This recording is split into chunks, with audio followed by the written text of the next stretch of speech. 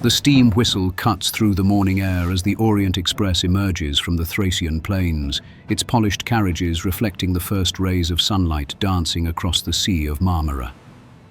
Inside the dining car, a Russian countess adjusts her pearls, a British diplomat shuffles his papers, an Armenian merchant lights his final cigarette.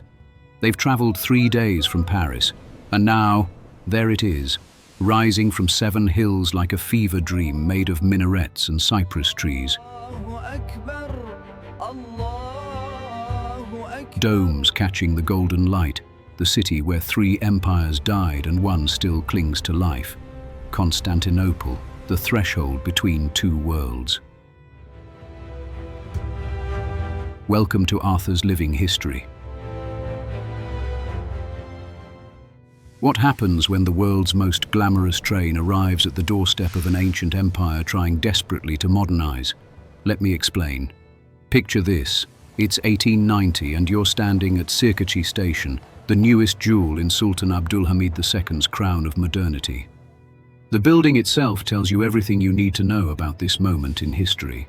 Its facade blends Ottoman arches with European railway architecture, as if the structure itself can't quite decide which century it belongs to. Neither can the city. The Orient Express has been making this journey for 7 years now, since that inaugural run in 1883. But each arrival still feels like an event. Porters in fez caps rush forward. Custom officials in European-style uniforms check passports. The smell of coal smoke mingles with the scent of tea brewing in tulip-shaped glasses at the station cafe. This is where the modern world collides with the medieval, and somehow, impossibly, they dance. Step outside Sirkachi, and you're immediately swallowed by the controlled chaos of Eminonu. The Golden Horn stretches before you, its waters thick with vessels of every description. Steam ferries churn between European and Asian shores, their whistles adding to the symphony of a city that never quite quiets. Best price today. We need these crates moved by noon. Fishing boats bob alongside merchant vessels. The occasional warship reminds you that this remains the capital of an empire, even if that empire's borders shrink with each passing year. But the real magic, the place where this cosmopolitan dream reaches its zenith, lies across the Golden Horn, up the steep streets of Pera. The climb from Karaköy to Pera is an ascent through social strata as much as geography. At the bottom, the docks teem with stevedores unloading cargo from ships bearing flags you'd need an encyclopedia to identify. Greek, Italian, French, British, Russian, Austrian. Every nation with ambitions in the East maintains a presence here. Halfway up, the buildings begin to change. Ottoman timber frames give way to European stone. Then you round a corner, and suddenly you're on the Grande Rue de Pera, modern Constantinople's beating heart. This street shouldn't exist. Not here, not like this. It's a slice of Paris transplanted onto Asian soil, except it's not quite Paris and this isn't quite Asia. The boutiques display fashions from London and Vienna. Cafes spill onto wide pavements where gentlemen in top hats discuss business in half a dozen languages. The Pera Palace Hotel, completed just this year, rises like a testament to Belle Epoque optimism. Built specifically to house the Orient Express passengers who require European comforts even at the edge of the Orient. Here's something fascinating. The hotel's elevator is the first in Constantinople, and possibly the first electric elevator in all of continental Europe outside of Paris. Guests queue to ride it, even if they're staying on the 2nd floor. Technology as theatre, modernity as spectacle. Did you hear the ambassador's remarks yesterday? The denizens of Pera form a human catalogue of the empire's diversity. Levantine families who've lived here for generations speak French at home, Greek in the markets, Turkish in official settings, and Italian when discussing art. Armenian bankers finance ventures spanning 3 continents. Greek merchants maintain trading houses their grandfathers established. European expatriates cluster in national enclaves but intermarry with abandon. Their children are something new, truly cosmopolitan, belonging everywhere and nowhere. Walk into Marquis' patisserie on any afternoon and you'll witness this world in miniature. A table of Ottoman officials in frock coats debates railway concessions. Nearby, Russian émigrés sip tea and remember St. Petersburg. A Jewish intellectual from Salonika argues philosophy with a Catholic priest from Galata. The pastries are Viennese, the coffee is Turkish. The conversation flows between languages like water finding its level. But let's venture beyond Pera's European facade. Because the real Constantinople, the city that makes even the most jaded traveler catch their breath, reveals itself along the Bosphorus. The yalis. Oh, the yalis. These wooden waterfront mansions line both shores of the strait like pearls on a string, each one more fantastical than the last. Built from timber that seems impossibly delicate for structures of such size, they jut over the water on wooden stilts, their ornate balconies perfect for watching the endless parade of vessels navigating between the Black Sea and the Mediterranean. Here's what makes them remarkable. In an age of stone and steel, when European capitals are rebuilding in granite and marble, Constantinople's elite choose wood.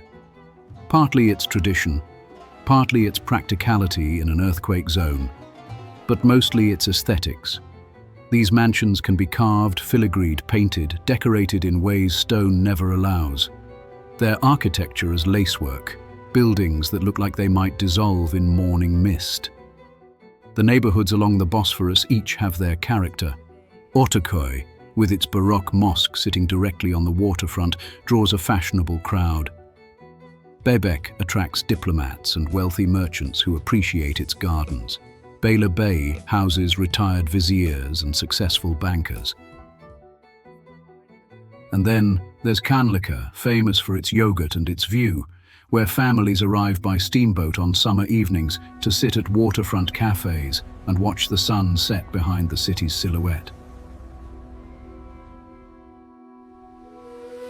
Transportation on the Bosphorus is its own world.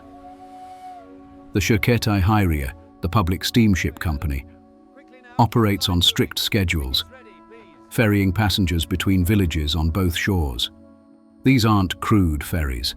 They're floating salons with polished brass, wood paneling, and compartments separated by class and sometimes by gender. Morning boats fill with clerks and officials commuting to ministries. Afternoon vessels carry families on excursions. Evening runs bring everyone home, the boat's lights reflecting on dark waters as musicians sometimes play on deck. Private kayaks, sleek wooden rowboats with cushioned seats, serve those who can afford them. 4 to 6 rowers work in perfect synchronization, their oars barely disturbing the surface. It's the preferred transportation for visits between yawlers, for romantic evening journeys, for anyone who wants to travel in style. The kayak rowers form their own guild, with knowledge of currents and winds passed from father to son. Now, let's talk about who's running this show. Or trying to. Sultan Abdulhamid II sits in Yıldız Palace, overlooking the Bosphorus, orchestrating what might be the most paranoid modernization project in history. He wants railways and telegraphs and modern schools. He also wants absolute control, a network of spies, censorship of newspapers, and enough security around his person to make actual governing nearly impossible. This creates some contradictions. The Sultan sponsors the Orient Express's extension to Constantinople, a triumph of modern connectivity. He also monitors every passenger arrival, suspecting most foreigners of revolutionary sympathies. He builds new schools teaching science and languages. He also fears educated subjects might question his authority. He welcomes foreign investment in infrastructure.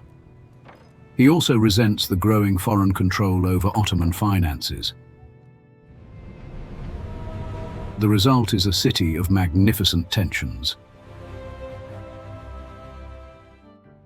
European powers maintain such influence that their embassies in Pera function almost like governments within a government. The Ottoman Public Debt Administration, staffed by European financiers, controls significant portions of the empire's revenue. Foreign nationals enjoy capitulations that exempt them from Ottoman law, its sovereignty in name, but with asterisks on every page. Yet Constantinople retains power through sheer cultural gravity. This remains the city every ambitious young Ottoman must eventually navigate. Provincial notables send their sons to its schools. Merchants need its markets. Intellectuals crave its salons and coffee houses where ideas circulate despite censorship. It's a capital not just of political power, but of possibility. The city's neighborhoods reveal this layered identity. Cross the Galata Bridge, that engineering marvel floating on pontoons, and you're in Stamboul, the old city, where narrow streets wind between wooden houses, where market districts have existed for centuries, where mosques define the skyline. Here life proceeds to older rhythms. Craftsmen work in guilds their ancestors joined. Women shop in covered markets where similar goods have sold for 400 years. The call to prayer echoes from minarets 5 times daily, structuring time itself. But even here, change seeps in. Tram lines now cut through ancient districts. Gas lamps illuminate streets that knew only torches and oil lamps for millennia. Newspapers printed in Ottoman Turkish circulate despite censorship, carrying news from across the empire and beyond. The telegraph means information travels instantly rather than at horse speed.